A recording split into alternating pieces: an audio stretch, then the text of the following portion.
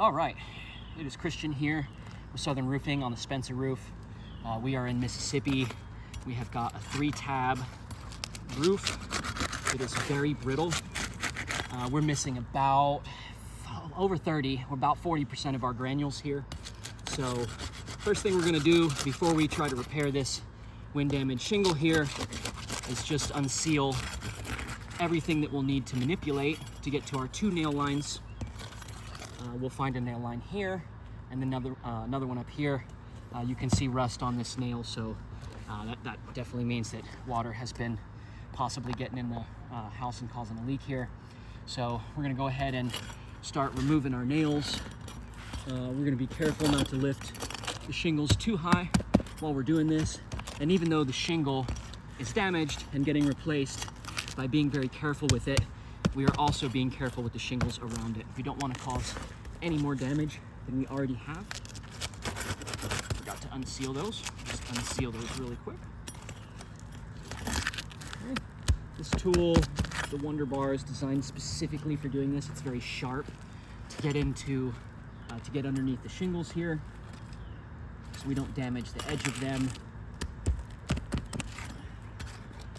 Nails are coming out just fine.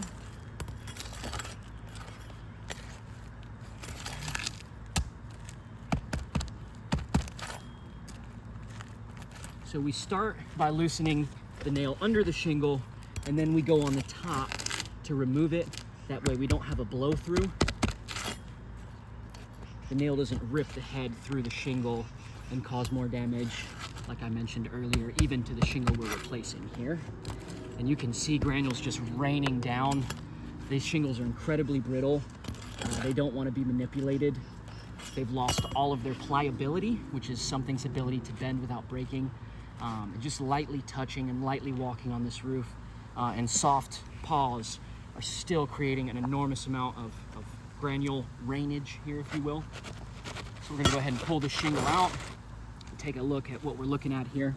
So this is gonna be a 2-layer roof. And I'm actually gonna grab the phone from you for this. So if you take a look up inside here, you can actually see there's like a hunk of that shingle missing from the other layer in there. So basically, when we're installing a new roof, what you want with these 1¼ inch nails is a shingle, underlayment, and then decking. They're this length for a reason. You don't want to have an extra layer of mush in there. These shingles start to deteriorate and become really, really soft. Like, they're not a good nailing surface in there. So what ends up happening is the nails will back themselves out and you'll get sliders. So, you know, we generally don't do repairs on 2-layer roofs anyway. And that is why, because it messes with the nailing surface. It doesn't give you an adequate adhesion for the fasteners, which in this case are going to be nails. So the shingles don't have their wind rating. I mean, it's a domino effect when you've got that second layer. There's a reason that it's not code anymore to do 2 layers. So it looks like our shingles are right about the same length. We're going to go ahead and check the width just to make sure we don't have any exposure issues. And as I suspected, they are the same size. Most of your traditional 3-tabs are going to be the same size. So we're going to go ahead and slide this guy in here. We don't have any underlayment to clear. It's just a second layer of shingle, so it should slide right up in there. Yep. And that's not really what you want to see. You want to have to clear some underlayment. So, you know, like you saw that rusty nail earlier, they've probably got those shingles soaking up water in there, you know, putting stress on the structure. It's not good for the house. So we are going to drive 4 nails on our bottom line. That's going to put us in code, and it is the manufacturer installation guidelines. This is the most talked about portion of all of these repairs. So if you look at the new shingle, it's very malleable. It's like a noodle. You can do this all day long.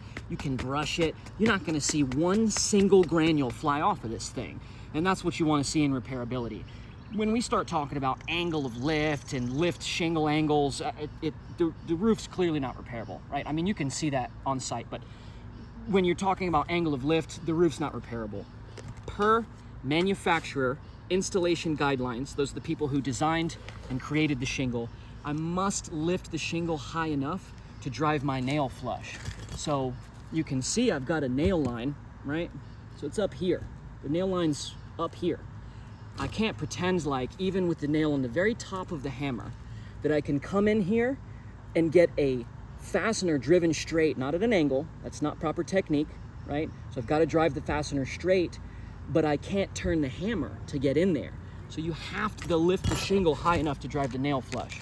So we're gonna go ahead and move forward. We've got one nail on the end of this shingle. So we're gonna do one more. This is a shingle. One more on the end of this shingle here. All right, for 2. And as I'm hitting the roof, you can see the granules raining down. We're gonna do one more over this divot here. That's what the manufacturer likes to see. And then our last nail on that row, number 4, will be over that last divot.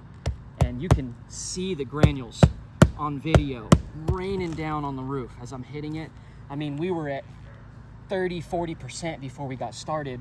You know, we'll have 50% or less of our granules by the time we're done.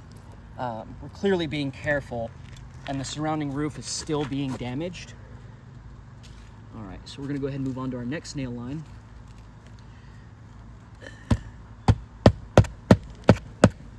Okay. That's number 1. This will be number 2.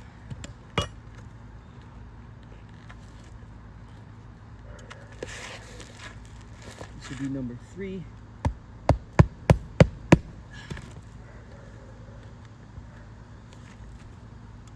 And number 4.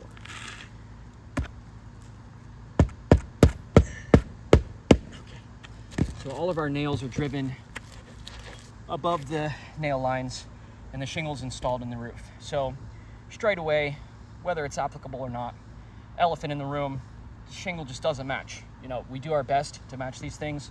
Roofs of this color usually start black and fade very bad over the years. So no matter what color you get in here, there's gonna be a massive disparity, and it's just an eyesore to the customer. We got mat transfer, which is basically where you know, you're going to unseal the shingles. They don't want to unseal, so they're tearing apart, ripping at each other. We've got extreme brittleness and lack of pliability. Let me bring you over here so you can get a close-up of some of the creasing going on up here. So you can see a clear line of creasing going here. You can see it now coming down this way. All these granules were here before we started, and now they've fallen off of the roof. And we can kind of back out a little bit, and you can see how bad these areas look now. That's a huge one right here. So, you know, it's very clear based on the mat transfer, the creasing, lack of pliability, and then just general, you know, good faith to our client. We want to have shingles that match. We don't want to have a polka dotted roof. So based on the irreparability, the creasing, lack of pliability, we are deeming this as a failed repair. This roof should not be repaired. It should be replaced as a whole, and we are asking for coverage to be open for the full roof. Thank you guys so much. Have a great one.